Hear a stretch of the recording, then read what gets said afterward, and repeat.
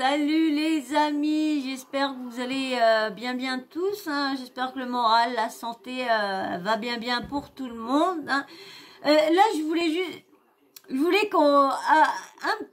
vu un petit truc, ça m'a fait rire. Ça fait un petit moment que c'est passé, vous l'avez peut-être vu, mais je voulais qu'on en parle de ça. Je voulais qu'on en parle. Alors je vais vous mettre directement, parce que comme c'est sur TikTok, il y a quatre parties, donc je veux pas trop tarder, mais faut que vous écoutiez ça, parce que c'est trop marrant ce qui est arrivé. Alors j'ai pris ça sur TikTok, c'est best insolite best insolite TV. Best insolite TV sur TikTok. Alors il y a marqué, elle trompe son mari et tombe enceinte. Alors vous l'avez peut-être vu, mais vous savez que c'est de l'actu, c'est de l'info, c'est des choses qui s'est passé avant, des trucs que je vous mets au courant, mais ma chaîne c'est un peu de l'actualité sur tout, même sur des choses d'avant, mais c'est je vous parle de choses toujours réelles. Donc je vous informe sur peut-être plus tard je ferai une autre chaîne où que je diviserai bien, mais pour l'instant c'est une chaîne qui relaye plein de sujets différents. Voilà, je suis pas. Alors là, je vais vous faire écouter le petit sujet, mais bien sûr, tu me laisses un abonnement, puis un petit like quand même, parce que ça, tu vas voir, c'est marrant là. Faut attendre, par contre, faut attendre jusqu'à la fin. Parce que si t'attends pas jusqu'à la fin, tu vas pas savoir pourquoi le témoignage de cette personne-là est marrant pour moi. On y va? Appuie sur abonnement et like. Un peu trop alcoolisé et c'est arrivé. Et ça a dérapé. Oui. C'était une aventure d'un soir? Oui. Vous étiez pas attachés, il n'y avait pas d'histoire d'amour, c'était un crush d'un soir. J'ai gardé ça pour moi. Vous avez vu, hein, les femmes, ils ont la même excuse que les hommes quand ils trompent. C'est on a trop bu et puis on savait plus ce qu'on faisait après. Les hommes, c'est la même excuse qu'ils ont. Donc les femmes ont les mêmes excuses. Bah, tu me diras, on a bien été entraînés par les hommes, hein. Bon, c'est eux qui nous ont donné toutes les bonnes petites phrases, les bonnes petites excuses. Vous n'êtes pas d'accord avec moi? Mais moi, je crois que oui.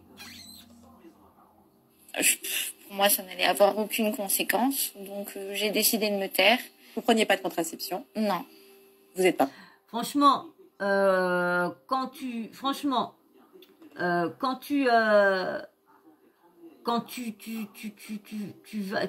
dans, tu sais que tu sais pas, mais que tu couches avec quelqu'un et que c'est pas ton mari, tu te protèges. Contraception? Non. Vous n'êtes pas protégé? Non plus. À part Même pas protégé contre les maladies sexuellement transmissibles.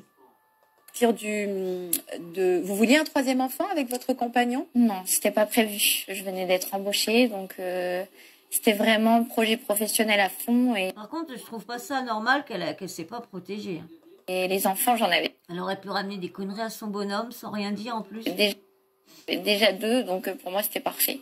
Donc pour vous, ça devait rester qu'une aventure? Oui. Sauf que.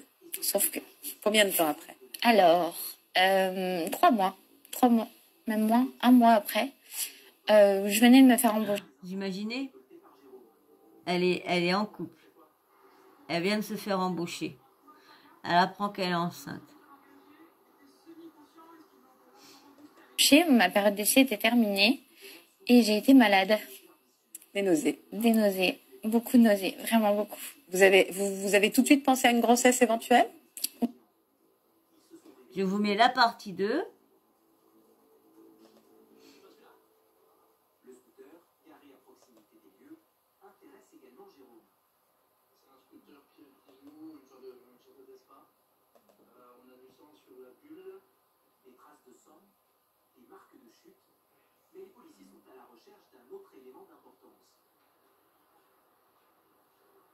Vraiment beaucoup.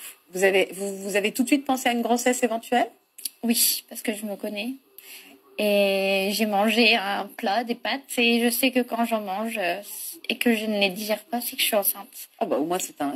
Ah bah ça au moins, tu manges, ah bah c'est bien, ça au moins t'as ton tempéramètre, merde, ton thermomètre, oh bah mince, tes thermomètres, oh bah dis donc, toi ton thermomètre, c'est ton thermomètre nouilles, hein. Tes nouilles c'était ton thermomètre non, ton test de grossesse les nouilles.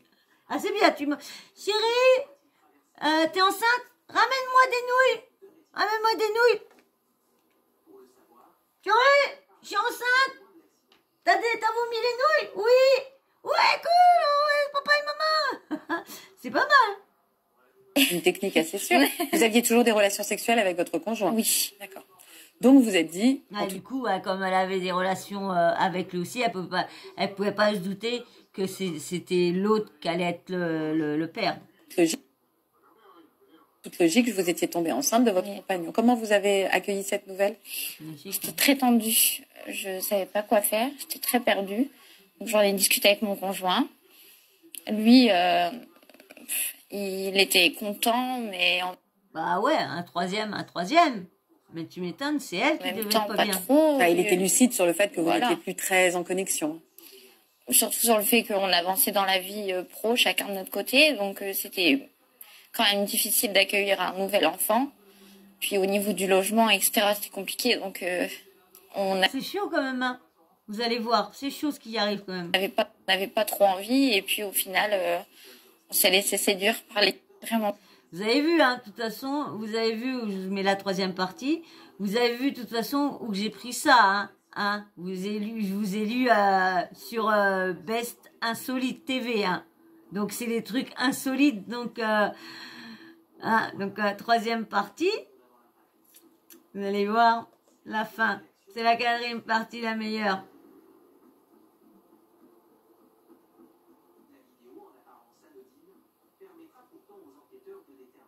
On s'est laissé séduire par l'idée d'un troisième bébé. On s'est dit que peut-être un pansement. Nous aider, ouais. Mais oui, peut-être le troisième bébé pansement. D'accord. Ouais. Donc vous avez décidé de le garder. Jusque-là, votre grossesse a pris un virage finalement assez classique. J'avais décidé d'avorter, moi. Voilà. Mais avec mon... Elle a quand même décidé d'avorter parce que quand même dans sa tête, elle devait se dire, il y a une chose, je sais pas, chez moi je sais pas comment ça se passe, mais quand vous tombez enceinte, vous calculez, quand on vous dit combien de semaines, donc c'est comme ça que vous calculez, que vous savez à peu près quand est-ce qu'il a été conçu. Donc du coup, là, il a été conçu à peu près vers cette date-là. Donc si elle doit se dire, je sais pas, moi perso, j'aurais fait cette chose-là. J'aurais pas voulu que mon mari soit au courant. Je me serais fait avorter. Après, faut pas être contre l'avortement aussi. Parce que si t'es contre l'avortement aussi, tu le fais pas non plus. Tu as à tes risques et périls. Mais là, bon,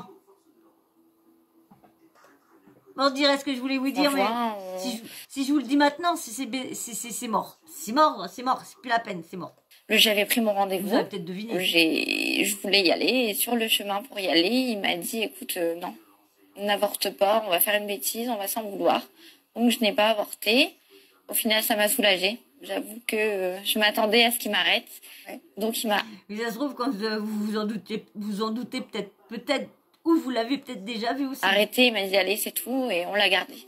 Et on en était très contents. Et là, vous êtes partie sur une grossesse traditionnelle. Ça vous a rapproché pendant ces 9 mois? Oui et non, parce que j'étais beaucoup malade. Et... ouais. Ouais, c'est quand même bizarre, parce que... Très embêtante, faut dire ce qui est. Enceinte, on n'est pas forcément facile. Mais il était là pour moi, il m'aidait beaucoup. J'espère que je vais pas me faire traquer parce que je vous ai laissé un petit peu longtemps. Je vous le dis souvent, mais c'est vrai que je sais pas combien de temps, de secondes, je peux laisser sans que l'algorithme devine qu'il y a des droits ou quoi que ce soit dessus. Beaucoup de soins, il était toujours aux petits soins, donc c'est vrai que ça nous a... Ah ouais, il était toujours auprès d'elle, c'est vrai que... souvent qu'un bébé, ça peut rapprocher comme ça peut éloigner. Parce que là, ça veut dire qu'elle qu'elle va perdre son boulot, ça veut dire tout ça. Allez, je vous mets la dernière partie.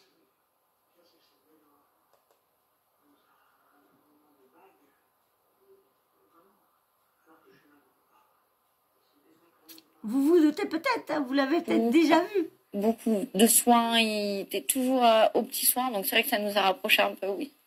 Et c'est donc à l'accouchement? Parce que je sais que dans mes abonnés, je sais qu'il y a eu des abonnés, on regarde à peu près les mêmes choses à la télé, on a à peu près les mêmes goûts, donc ça se trouve que tu es, ou parce qu'il y en a plusieurs qui doivent regarder ça, vous êtes peut-être tombé dessus, parce que ça commence aujourd'hui, donc je pense que vous l'avez peut-être vu. Que les choses sont éclatées au grand jour, en tout cas, que... Pour moi, oui. Expliquez-moi ce qui s'est passé ce jour-là. Alors, j'ai accouché un soir, il m'a emmenée, C'est bête, hein, parce qu'ils étaient en train, ils étaient en train de se réconcilier, ça commençait à aller mieux dans leur couple. Il est arrivé et quand la sage-femme me l'a sorti par les bras. C'est là qui va être le choc. Au-dessus, comme ils font. Quand j'ai vu ma fille, j'ai eu un choc et j'ai crié dans sa accouchement. Je me suis dit, ah, mais elle est noire. Et ouais, elle est noire. Mais moi, vous avez vu, j'étais sur ma faim. Parce que je me suis dit, voilà, je l'ai vu, mais je me rappelle plus. Je me rappelle l'avoir vu, mais je me rappelle pas de tout.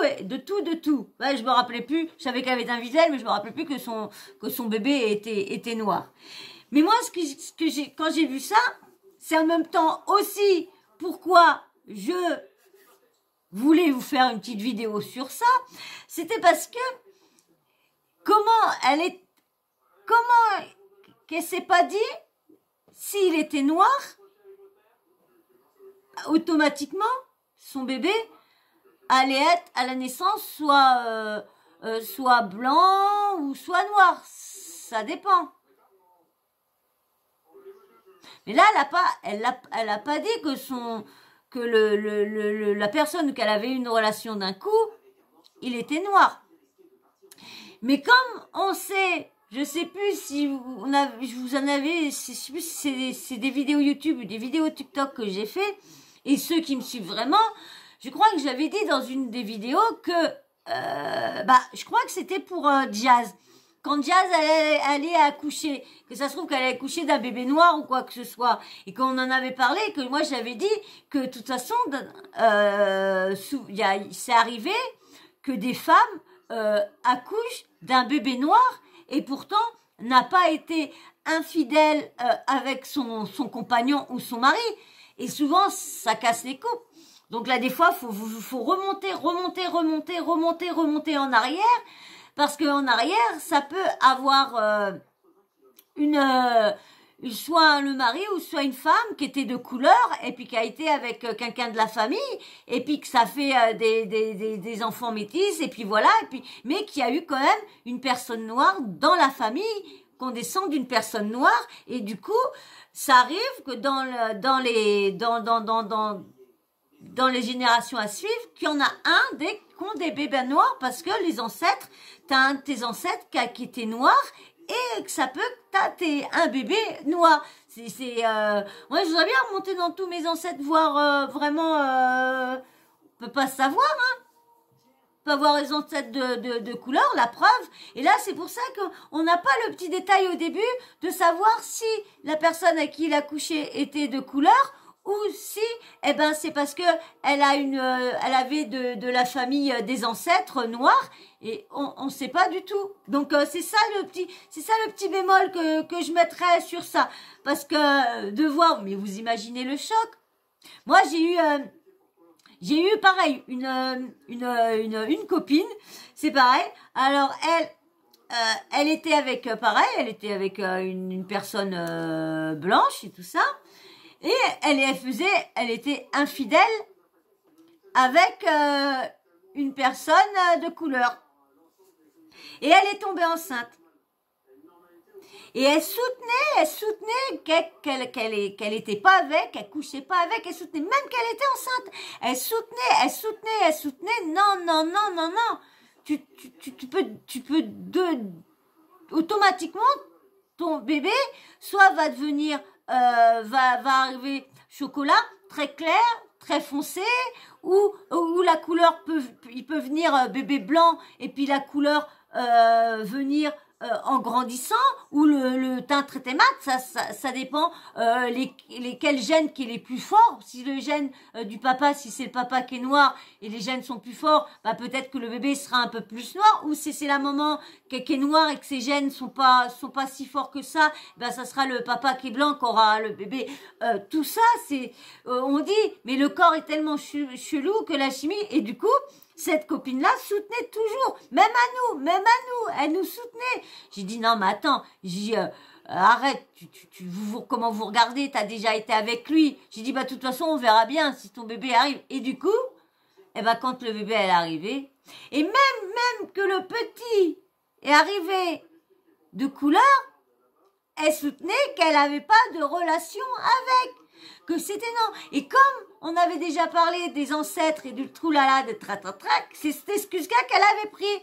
Mais sa mère était venue et elle a dit on n'a pas d'ancêtre, on n'a pas eu d'ancêtre de couleur, on n'a pas d'ancêtre voilà. Donc du coup, tu pouvais pas avoir, c'était impossible que soit tu couches avec une personne de couleur, c'était tout. Il pouvait que comme ça que tu puisses avoir un bébé de couleur, c'était tout.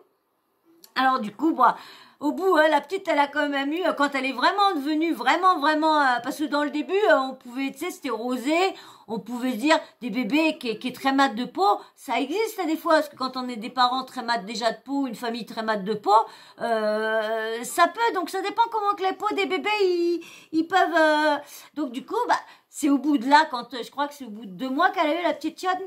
Ouais, au bout de 3 mois, la Tchatchonne, quand elle est là, bah, au bout de 3 mois, là, on a vu qu'elle était vraiment métisse, vraiment. Là, bah, elle a été obligée, elle l'a dit, et elle dit, bah oui, c'est vrai, je suis avec, et j'étais avec lui, et tout ça, et puis bah du coup, bah, et ben voilà, une petite anecdote que je voulais vous faire partager.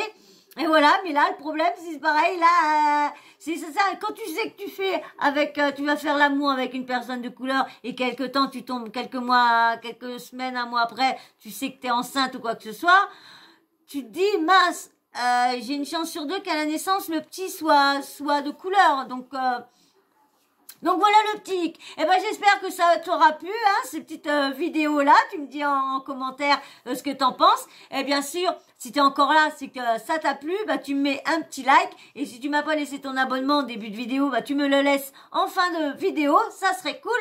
Et surtout les likes aussi, hein, bien sûr. Et comme je t'ai dit, tu me donnes ton avis. Et en commentaire, tu me mets un petit emoji pour me dire que tu m'as regardé jusqu'à la fin. Et bien sûr aussi pour ceux qui sont de passage ou ceux qui sont là depuis un petit moment mais qui veulent pas laisser de commentaires, eh ben laissez-moi juste un petit emoji, homme ou femme, pour que je sache qui vous êtes, combien il y a de personnes, même que je sais avec les comment dire, les analytiques, comment que je sais, donc qui vous êtes. Voilà. Et puis bien sûr, n'oublie pas la petite cloche de notification, comme ça dès que je mets une nouvelle vidéo en ligne, eh ben pam, tu reçois une petite notif de YouTube qui te dit Sawyer a mis une nouvelle vidéo en ligne. Ouais. Parce que je vais peut-être recommencer à vous mettre au moins 3-4 vidéos par jour. Voilà. Parce que du coup, j'ai vu que mon temps de visionnage, mon temps de vue avait baissé. Donc, je voudrais avoir beaucoup de vues. Voilà, mais vous m'aidez pas. J'ai beaucoup de vues que si je fais beaucoup de vidéos. Parce que il y a que mes abonnés à peu près qui regardent mes vidéos. Voilà. Alors, t'as plus d'excuses si t'actives pas la petite cloche de notification. Voilà. Et ben moi, je vous fais des gros bisous. Et je vous dis encore merci à tout le monde. Merci pour vos commentaires. Hein. Je vous fais d'énormes bisous. Je vous dis à très vite dans une prochaine vidéo. Allez, ciao, bisous.